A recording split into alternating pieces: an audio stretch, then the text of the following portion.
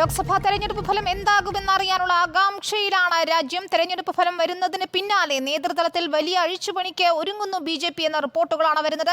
ദേശീയ അധ്യക്ഷൻ ജെ.പി. നദ്ദ മന്ത്രിസഭയിലേക്ക് എത്തുമെന്ന വിവരങ്ങൾ വരുന്നു. നിർണായക തീരുമാനങ്ങൾ ചർച്ച ചെയ്യാൻ ജെ.പി. നദ്ദയുടെ വസതിയിൽ യോഗം ചേരുകയാണ്. ബീഹാർ മുഖ്യമന്ത്രി നിതീഷ് കുമാർ പ്രധാനമന്ത്രി നരേന്ദ്രമോദിയുമായി കൂടിക്കാഴ്ച നടത്തി. പ്രധാനമന്ത്രി നാളെ പ്രവർത്തകരെ അഭിസംബോധന ചെയ്യും. നോബൽ മാരിക്കാരൻ നൽകും വിവരങ്ങൾ. നോബൽ സത്യപ്രതിജ്ഞയ്ക്ക് വേണ്ടിയുള്ള ഒരുക്കങ്ങൾക്ക് പിന്നാലെ ഇപ്പോൾ മന്ത്രിസഭാ രൂപീകരണം ഉൾപ്പെടെയുള്ള ചർച്ചകളിലേക്ക് കടന്നിരിക്കുന്നു ബി.ജെ.പി എന്നാണ് മനസ്സിലാക്കാൻ കഴിയുന്നത്. ഏറ്റവും ശ്രദ്ധേയം ജെ.പി. നദ്ദ മന്ത്രിസഭയിലേക്ക് എത്തുമോ എന്ന തരത്തിലുള്ള ചർച്ചകളാണ്. നിർണായക യോഗങ്ങൾ ദില്ലിയിൽ പുരോഗമിക്കുന്നു എന്നറിയുന്നു. എന്താണ് ഏറ്റവും പുതിയ അപ്ഡേറ്റുകൾ?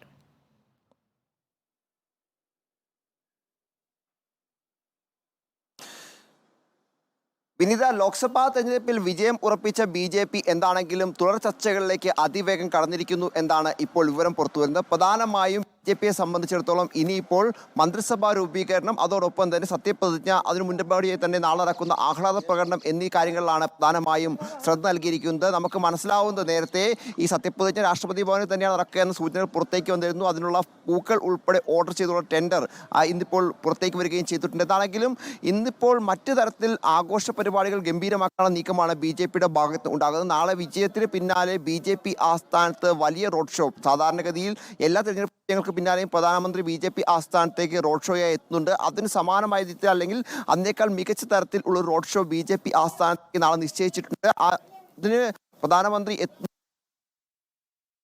ആഭ്യന്തരമന്ത്രി അമിത്ഷാ, അതോടൊപ്പം ബി.ജെ.പി ദേശീയ ജെ.പി. നദ്ദയും അവിടെ ഉണ്ടാകും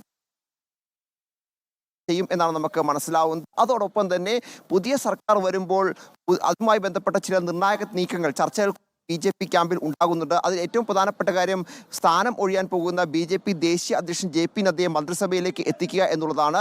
അതുമായി ബന്ധപ്പെട്ട ചർച്ചകൾ സജീവമായി ഉണ്ട് എന്നറിയുന്നു. അതോടൊപ്പം തന്നെ രാജ്യസഭയിലെ കക്ഷി നേതാവായി, രാജ്യസഭാ നേതാവായി അതിൽ ജെ.പി. നദ്ദയെ തിരഞ്ഞെടുക്കും എന്നും വിവരമുണ്ട്. നേരത്തെ പീയൂഷ് ഗോയൽ ആയിരുന്നു, പക്ഷേ അദ്ദേഹം നിലവിൽ ലോക്സഭയിലേക്ക് മത്സരിക്കുന്നുണ്ട്. ആ പശ്ചാത്തലത്തിൽ രാജ്യസഭയിലെ കക്ഷി നേതാവായി അദ്ദേഹത്തെ തെരഞ്ഞെടുക്കും, ജെ.പി. നദ്ദയെ തെരഞ്ഞെടുക്കും എന്ന വിവരം പുറത്തേക്ക് വരുന്നതാണെങ്കിലും അത്തരത്തിലുള്ള ചർച്ചകൾ കൂടി നടക്കുകയാണ് ബി.ജെ.പി ക്യാമ്പിൽ. അതോടൊപ്പം തന്നെ പ്രധാനമന്ത്രി നരേന്ദ്രമോദിയുമായി ഇന്നിപ്പോൾ ബീഹാർ മുഖ്യമന്ത്രി നിതീഷ് കുമാർ കൂടിക്കാഴ്ച നടത്തിയതാണ് മറ്റൊരു പ്രധാനപ്പെട്ട കാര്യം.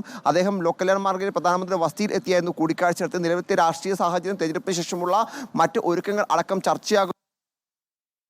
ശരി, നിതീഷ് കുമാർ ഏതായാലും പ്രധാനമന്ത്രിയുമായി കൂടിക്കാഴ്ച നടത്തിയിരിക്കുന്നു. അമിത്ഷായുമായി വൈകിട്ട് 4 മണിക്ക് കാണുമെന്നാണ് അറിയാൻ കഴിയുന്നത്. നോബൽ, അങ്ങനെ തിരക്കിട്ട ചർച്ചകൾ ദില്ലിയിൽ നടക്കുമ്പോൾ എന്താണ് ഇന്ത്യ മുന്നണിയുടെ ഭാഗത്തു നിന്ന് വരുന്ന പ്രതികരണങ്ങൾ? സോണിയാഗാന്ധി അല്പം മുൻപ് സംസാരിച്ചപ്പോഴും ഈ എക്സിറ്റ് പോൾ ഫലങ്ങളെ പൂർണ്ണമായും തള്ളുന്നു എന്നാണ് മനസ്സിലാക്കുന്നത്. വെയിറ്റ് ആൻഡ് വാച്ച് എന്നാണ് സോണിയാഗാന്ധി പറയുകയും ചെയ്തത്. 295 എന്ന നമ്പറിൽ എത്തുമെന്ന് രാഹുൽ ഗാന്ധി ഉൾപ്പെടെയുള്ളവർ ആത്മവിശ്വാസം പ്രകടിപ്പിക്കുകയും ചെയ്യുന്നുണ്ട്. ഇത്തരത്തിൽ എന്താണ് ഇന്ത്യ മുന്നണിയിൽ നിലവിൽ നടക്കുന്ന ചർച്ചകൾ?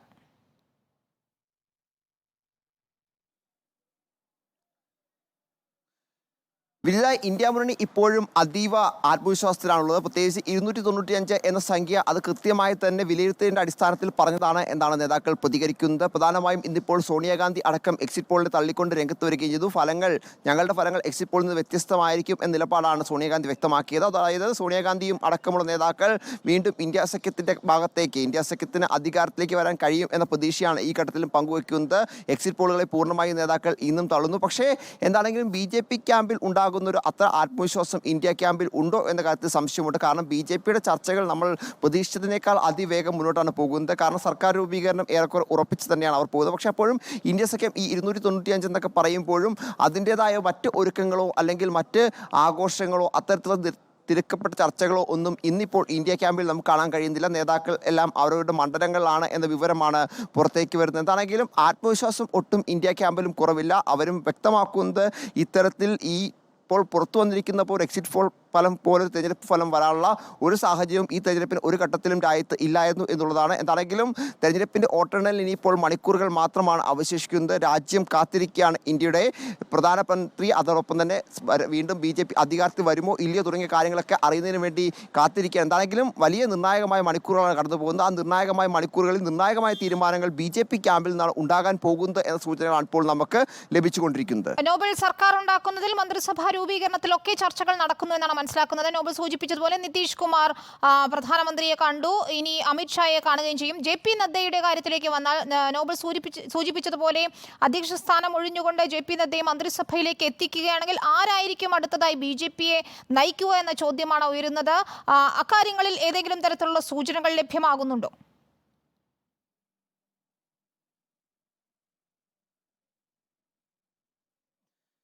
വിനിത, BJP ദേശീയ അധ്യക്ഷ സ്ഥാനത്തേക്ക് ഇനി ആര് വരും എന്ന ചർച്ചകൾ സജീവമായി തന്നെ നിൽക്കുന്നുണ്ട്. അതിലേക്ക് മുതിർന്ന നേതാക്കളെ പരിഗണിക്കും എന്ന സൂചനകൾ മാത്രമാണ് ഈ ഘട്ടത്തിൽ പുറത്തേക്ക് വരുന്നുള്ളൂ. ഒരു പക്ഷേ ഒരു വനിതാ നേതാവ് BJP ദേശീയ അധ്യക്ഷ ആകാനുള്ള സാധ്യതയും തള്ളിക്കളയാൻ കഴിയില്ല. പക്ഷേ അതുമായി ബന്ധപ്പെട്ട ചർച്ചകൾ അതിൻ്റെ പ്രാരംഭഘട്ടത്തിലാണ് ഉള്ളത് എന്നാണ് നമ്മൾ മനസ്സിലാക്കുന്നത്. ഏതാണെങ്കിലും നേരത്തെ തന്നെ JP ജൂൺ വരെയാണ് കാലാവധി നേരത്തെ തന്നെ വ്യക്തമാക്കിയതാണ്. സ്വാഭാവികമായും ഈ തെരഞ്ഞെടുപ്പിൽ ഇത്ര വലിയ വിജയം നേടിയതിന് പിന്നാലെ അദ്ദേഹം സ്ഥാനം ഒഴിയും എന്ന കാര്യത്തിൽ യാതൊരു സംശയവുമില്ല. എന്താണെങ്കിലും മുതിർന്ന നേതാവ് ആ പദവിയിലേക്ക് എത്തും എന്ന് തന്നെയാണ് നമ്മൾ പ്രതീക്ഷിക്കുന്നു. ഒരുപക്ഷേ വനിതാ നേതാവാണെങ്കിൽ അത് നിർമ്മലാ സീതാരാമൻ അടക്കമുള്ളവരുടെ പേരുകൾ ഒരുപക്ഷെ പരിഗണിക്കപ്പെടാനുള്ള സാധ്യതയുണ്ട്. അത്രമാത്രമാണ് നമുക്ക് ഈ കാര്യത്തിൽ ഇപ്പോൾ വിവരങ്ങൾ പുറത്തേക്ക് വന്നുകൊണ്ടിരിക്കുന്നത്. ശരി, നോബൽ മാരിക്കാരനാണ് വിവരങ്ങൾ നൽകിക്കൊണ്ടിരിക്കുന്നത്. വലിയ